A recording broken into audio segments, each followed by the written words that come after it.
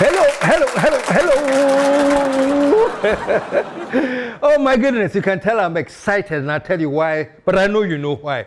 Anyway, welcome to TALKSHOP, where we tell it like it is and let the chips fall where they may. And as we always say on this program, truth crashed to earth shall rise again. And as we always say again, folks, apostles of Jandam, watch out, man, because we are coming after you. Yebeshamu boot for boot. All you apostles of Jandam, please watch out, because we shall crash your Jandam with the truth. We shall. Truth crash to earth shall rise again. And the question on your lips, I ask every day, what time is it, folks? And the answer is nation time. Thank you very much. It is nation time. And today is really nation time. And I'm very, very excited, if you can see. You know why? Because on this program, we have been launching an appeal that Ato Essien should be freed. You know? And we kept on the momentum. And I'm so happy that all of you joined in, or at least plenty others joined in. And one great guy, Dr. Plea, he also decided to hold on to this crusade. He researched and researched and researched and found out that even some of the facts that have been used against him were not factual. Or should I say, even some of the alleged facts were not as accurate. You know? And lo and behold, yesterday I saw the former Attorney General, your learned friend, Mr. Godfrey Odame. He actually was talking about, hey, Ato Essien should be free. That's what he said. He said Ato Essien should be free. And if you read the article, he actually said that even the amount that he was accused of having taken, he paid back and paid more. So why was Ato in jail?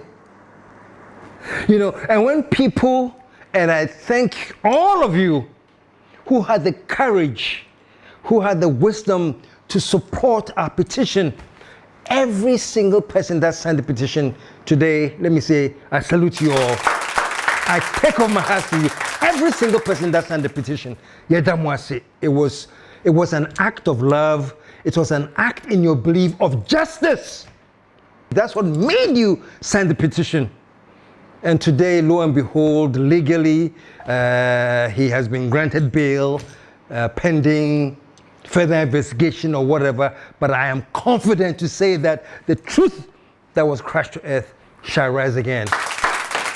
You know, one thing in court, and the lawyers will explain this better, maybe your lawyer, that as a prosecutor, if you are proving your case, or if you are stating your case, or if you are prosecuting anyone, your case that you present forward must be beyond reasonable doubt.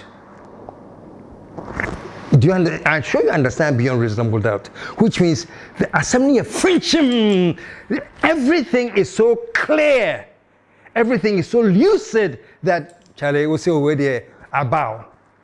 I can't have a single doubt. That's what the lawyers themselves call beyond a reasonable doubt. And folks, all the time, the TALKSHOP and our team here were talking that no, this Ato going to jail, there's reasonable doubt. There's reasonable doubt. One of the reasonable doubts, number one, I think one of the charges was that he was operating at liquidity at 12% until it doesn't qualify him to be a good bank, and he was collapsed. And folks, I won't name them, but I know 3 other banks who are even performing below the 12%. They weren't touched. So, Patrol, this one doesn't even give you a cause for reasonable doubt. Be able to chim. You close capital banks for your 12%, and other banks that are operating below that percentage were left to operate. So this is what I call reasonable doubt. Maybe you're fine.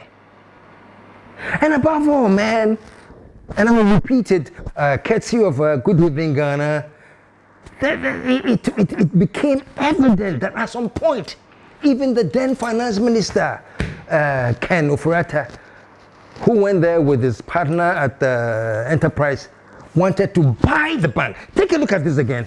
If the bank was that bad, our current finance minister, Honorable Ken of Satire, together with the chief executive of Enterprise Group, were in my office. Kelly Gajepo. To do say, what? we're interested to buy Capital Bank. No, hold on. Ken of Satire, the finance minister. Yes. And Kelly Gajepo, his partner at Data Bank and Enterprise, came to see you. Yes. This is when Ken was finance minister. No, before he became finance minister. Okay. That's right. They came to you. Yes. That they wanted to buy your bank. Buy the bank. If it was that stressful, would they have done So this that? was year? This was 2016. I see. Yes. They wanted to buy it. They wanted to buy Capital Bank. For Data Bank or for Enterprise? Well, the letter they gave to us, they wrote? Enterprise Group. Yes, I have a letter to that effect. If they say they wanted to buy the bank, then it means that the bank, whatever analysis they did, there will be due diligence. I'm sure they did due diligence, and they realized that for whatever the bank was going through near Dinano, the bank had something. They believed in the bank. And if you don't believe in the bank, why do you want to buy it? The other time I put this out, somebody wrote to me, KSM, he sent me a whole Google article about how some companies that were failing were bought. So they were trying to tell me that the fact that they wanted to buy the bank didn't mean that the bank was performing well, and so many talk. All that is theory. The bottom line is whether it was doing well or not, they knew the potential of that bank. All their due diligence proves actually this bank has a certain potential. So, Yankoto, I don't care what you bring me. I don't care what article. The fact is that if I'm going to buy a car, and the car is, so dilapidated and whatever, and I still insist actually, I go to the person and say actually, I want to buy your car, it is because I know something. I have a strong feeling that I can either resave it, renovate it, do something for the car to be actually good. That's why I want to buy the car. Who wants to buy a car that is so bad, say, me talk car, no, and then I'll go and throw it away? Tell me. Who in their right mind will buy something that looks so bad, and even as they are buying it, they know that, oh, that's what this car there is so bad, so I'll buy it and I'll throw it away? No. You only put money in it when you know that there's something you can do with it. Ken of Satire and Kelly Gajepo, who was then an Enterprise CEO, went to him and wanted to buy the bank. And folks, it is in writing. Oh. It is in writing. To buy the bank. And he didn't sell the bank. This gives me the benefit of the doubt. So saying that no, there must be something else involved here. And talking about this in terms of the collapse of the banks, and I say this all the time. When the government says it will cost us 9 billion if you want to resuscitate the banks and keep them working. So we won't do that because it's going to cost us 9 billion. However, we won't use the 9 billion. It is too much. However, we will use 29 billion to close and collapse the banks. Jesus, holy Christ. Where is this thinking valid? Granted, there were certain corporate things and issues they were dealing with at the bank that was not right, so they needed the attention of government. I won't deny that. I'll be very, very, very dishonest if I don't say that some of the banks had practices and things that had questions. I won't deny that. I'll be a fool to deny that. I am saying that closing the banks were not the option. Fix the problem. If it's a corporate structure problem, if it's any problem related to the governance of the bank, fix it through regulation. Do something. Even recently, this same Ato Essien, who is now finance minister, NIB, they were also going through some kind of problem. Did Ato Essien just go and close it down and prosecute people. No, he found a way to resuscitate the bank and let them keep in business and raise the bank. Instead of closing the bank and shattering all the employees, he found a way to raise them up. Mr. Speaker, you may recall that I updated this House during the 2025 budget presentation on the restructuring and recapitalization of the National Investment Bank, our NIB, as one of the critical reforms in the financial sector that should have been delivered in 2024. Unfortunately, Mr. Speaker, after spending a whopping 30.3 billion in the so-called financial sector cleanup exercise, the previous NPP administration left NIB in dire straits with a capital adequacy ratio of a negative 53.13% by end of June 2024. Mr. Speaker, we have successfully, Right Honorable Speaker, President Mahama and the NDC have successfully recapitalized the National Investment Bank by implementing an ambitious and credible plan to return NIB to profitability and sustainability. Mr. Speaker, we have taken the following steps. Right Honorable Speaker, we have injected a total cash of 450 million Ghana cedis. Mr. Speaker, we also issued remarkable bonds with face value of 1.5 billion Ghana cedis to the National Investment Bank. Mr. Speaker, we transferred 500 million Government of Ghana shares in the Nestle Ghana Limited to the National Investment Bank. Right Honorable Speaker, these transfers have significantly improved the capital adequacy ratio from negative 53.13% at the end of December 2024 to a positive 23% in May 2025. Mr. Speaker, by taking these major steps, we have preserved depositors' fund valued at 6.4 billion Ghana cedis. We have also saved over 900 direct jobs at the National Investment Banks. Mr. Speaker, we have preserved an indigenous Ghanaian bank. But Mr. Speaker, let me say this. Unlike the previous administration, we chose to spend to save a bank than spend to collapse a bank. These were other banks that were in distress, operating lower, but they fixed them. They gave them a chance. Actually, still grow. But with Capital Bank, you threw one guy under the bus. You allegedly charged 4 people. There were 4 people that were charged. Somehow, you threw only one person under the bus. He said he had received an amount which he is entitled to as commission. And so that is why he was guilty. You threw him under the bus. Nippon 4 people. You threw one under the bus and didn't even talk about the 3 people. How can the CEO who actually signs the check say, let me pay this amount to Ato? Him, he was okay. You didn't have any problem with him. But the one who received the commission that had been paid was sent to jail. Reasonable doubt, folks. I'm not saying say the person who signed it did wrong. I'm not saying anything. I am saying that as an intelligent human being, I have reasonable doubt. And folks, you'll be surprised that this is not the first time this has happened in Ghana.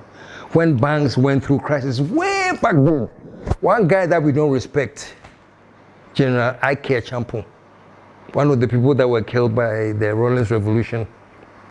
He was a leader in Ghana, and during his time too, there was a banking crisis. But I want you to take a look at this clip. This is John Adu, who was former CEO of Car Bank. He is explaining that yes, the nation has been through a crisis like it before, but Colonel Ike Champon did not close the banks. That is what he did instead. Under Ignatius Kutu Achampon, a military ruler, okay? During this time, almost all the banks in this country had a crisis. And in those days, there were no private banks. There were only government banks, and then Standard Chartered and Barclays, which were owned by the Brits. When it happened, I think it was as a result of a massive devaluation of the currency, etc., and they had dollar loans, so all those loans tanked and the capital of the bank appeared. Achampong, who people deride, and for me is one of the best heads of states we've had, did not collapse any bank. He had the banks issue bonds, non-performing asset bonds. And the government of Ghana bought those bonds. Okay? In buying those bonds, he recapitalized all the banks, including Standard and Barclays, and set up something called Non-Performing Assets Recovery Trust, NPAT, and said NPAT as a secretariat, I think he gave them 25 years to work with the banks to recover the bad loans. Okay? So he threw the banks a lifeline. Nobody lost his job. No bank was collapsed. And says if NPAT is able to recover 30% of the loans, they've done very well. So folks, there you had it. Philly from Frankadu explaining how banks went into distress and how Colonel Ake Champong did not come with blazing guns and say, collapse, but he did what he can to resuscitate the banks. That is what should have happened in Ghana, and it didn't. We could have used 9 billion to keep the banks in business. We could have used 9 billion to structure where there was any governance problems. Yeah, they had problems with governance. They had few infractions. These were all there. KSM, I won't sit here and deny, say, all these infractions and governance problems here and there weren't there. I'll be crazy to do that. But I'm saying that the way to have handled that was to make sure that we resolve these issues and not do a blazing gun thing, say, there's nothing to resolve, I am closing the bank. So folks, when the first time I talked about this is what I said, say, something is just not right. Look, as a people, because we are interested in nation building, we take everything into account, right? And as a nation, if you have a young Ghanaian who is 29 years old to be industrial enough, to be entrepreneurial enough, to be business-minded enough to establish a bank at the age of 29, you don't kill and collapse that person. You punished him. We gave him a huge fund. He was paying. Governor Dami himself admitted, said the money that they said he should pay, he had started paying. So how can somebody who has started paying be thrown under the bus? Say he should go to jail, suffer a major spine damage from a bad fall to the extent that he can't walk in the wheelchair. What do you mean, Nante? And the spinal injury is so bad. He has to commute from Nsawam to 37 3 times every week to go through medical processes to keep him up. He's wearing what they call compression socks. Compression socks are socks that they give you when they realize that your spine is such in danger that you may get black clot in your feet. And trust me, when you get black clot in your feet, if it's not diagnosed in time, you're gone. You're a goner, black clot. So he's walking around wearing compression socks for them, because there were some infractions. And let me tell you the sad part of all of this. 2 days ago, I went to visit him in Nsawam jail. You know, so I was in the place to wait for him. He is in the ward. So I'm in there. I went with a friend, and they wheel him in a wheelchair to the room. And then we had chatting. We talked about so many things. And at one point I said, Charlie, tell me something. Oh, you actually pleaded not guilty. You know, that's what the whole beginning was a not guilty plea. So what happened? Why did you change the plea to a plea bargain and said, okay, I'm guilty? And he said, KSM, let me tell you, it was based on fear. That's what he told me just 2 days ago. I just said, it is based on fear. I was so afraid of going to jail, KSM. My wife, my kids, my family, my mother. When I sat down and talked, see, Charlie, so they're going to put me in jail and I will leave this, all of them behind. He said, my greatest fear I had was being sent to jail. So when they offered me to plea bargain, I actually thought that the plea bargain will help me escape jail, or even have me get a reduced sentence, say, Kedu Kumu for this amount of years, but because you have plea bargained and said you are guilty, we'll reduce it for you. He said it was so much fear inside him, he decided that, okay, rather than him going to jail, let him do a plea bargain, thinking that that is how he could avoid jail. And guess what? That is what led him to jail. And let me also add that his attorneys were so upset and so disappointed because his attorneys told him, say, Charlie, we can win this case. When you're guilty, fear, I don't want to go to jail, misthrow jail. So let me just do a slight editorial comment to all of you out there. Don't let fear push you into decisions that you know are not true by all kind because you are afraid. Don't let fear take control of you like that. Oh.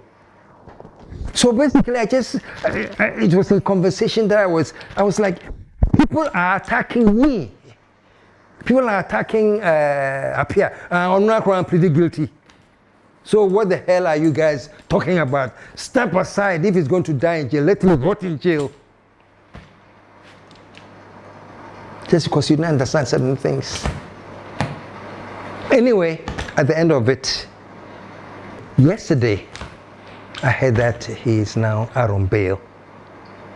And it is like so amazing, so unbelievable that the man is out on bail. And it's a legal thing that they have discovered that, no, he does not deserve to be in jail. And the former Attorney General, who incarcerated him, under whose supervision he went to jail, he himself said that he doesn't belong to jail. And that even the money, he started paying back. Now for me, I am so relieved and I'm thankful to people like Dr. John Appiah, who also took the crusade and went berserk with it. Dr. Appiah, wherever you are also, I salute you. And I salute all of you who signed and everybody who sent me any information, especially the people who listen to TS. I have to thank you. You encouraged me and you supported me. And today, the truth that we cracked to earth is out again. My goodness, folks, and for all those, I have to add this.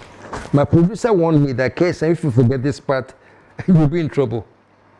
He said, please remember to tell the people, all those people who in their eternal wisdom, I was doing this because I had been paid something. Somebody actually put, hey, KSM, watch your blog. Because watch your blog out here, say, it means you've been paid volumes of money. KSM, where they watch your blog. Let me tell you frankly today, for those of you who don't know, I didn't know Ato Essien. He's not a relative. Now I call him my nephew. He calls me uncle. I didn't know him from Adam. I just knew when this whole banking crisis came that he had chopped money from Capital Bank And all the time the news about the 90 million and all those, should I say, things that were not accurate. I was saying some. I didn't know him. Until I went to visit Eugene Baffobu, who was in jail then. Now Eugene is out. And when I went, he said, so do you know that Ato is here in prison too? I said, really? I've never met him. I don't know. He said, okay, we'll bring him. So they did whatever, and then the commanders are, and then Ato Essien came for the first time. I swear to God, that was the first time I saw Ato Essien. I didn't know him. But let me tell you something. We started talking, and he was talking about he had started paying, and how he was thrown in jail was like even like a surprise and everything. So I took some liking to him. I saw him as a very eloquent man. I saw him as very articulate, and I loved his spirit. He was full of smiles and talking to me and everything. So I don't know whether it's serendipity. I think that's the word. That I met him. That's it. I don't know Ato from Adam. So one time when Eugene was free, I called one of the commanders at Nso and I said, oh, Charlie, I want to come and see Ato. I haven't been there in a long time. He said, oh, KSM, Ato is in Accra. He has a spinal problem from a very bad fall. So he has been in 37 for about 3 months now. I said, what? So I made it a point to go to 37 to visit Ato. And he saw me and he was so elated to see me. He said, my brother, I'm here. And I started explaining his injury and what he was going through. That was the second time I met Ato. First time I was in jail. The second time was when he was at 37. And I don't want to give you the history of anything, except the important thing is this. Those of us here, my team, my producer, Richard that I called Yes Boss, and the rest of the team, those of us here, our commitment is to nothing else but building this nation. Oh! And I remember even when we started, and Richard was pointing out to me certain things, some of the initial comments. We know your paymasters. Oh, every time. Oh, we know who is paying you. We know who is paying you. You know? And then after the paymaster thing shifted up a bit, and after the election, and NDC came into power, then it moved from we know your paymaster, said, we know you are waiting for your appointment. You know you are waiting for your appointment. And I mean, my dream is struck. It is very, very, very difficult for some Ghanaians to realize that there are people like me, my editor, my producer, who are doing things simply for the love of Ghana. Oh, for the love of Ghana. Who said when we sit here and we go crazy and we talk about nation building, it's because Obiama is a blog? I was going to say something, but I want to keep my language very tame. Obiama is a blog. No, we have sat down and we have realized that we have talked about nation building all the time. And if Mahama is in with the NDC and they say they are going to reset Ghana to make sure that we go on the better path that we all want, we will support him as much as we can. And we will. And I say that today, and I always say that I will give Mahama all the support to make sure that we can reset this country. Because when this country is reset, everything in this country will change. And will become people, your friend is saying, the Ghana that we want. A prosperous Ghana. That's all we want. So for those of you who are sitting on the Yamal blog and all those things, let me say, I feel sorry for you. I feel sorry for you. And for people who in the NDC may think, hey, Charlie, who's supposed to Mama, and they're great, you're working for the NDC. We are not working for the NDC. NOT, capital NOT. We are not working for the NDC. We are working for Ghana.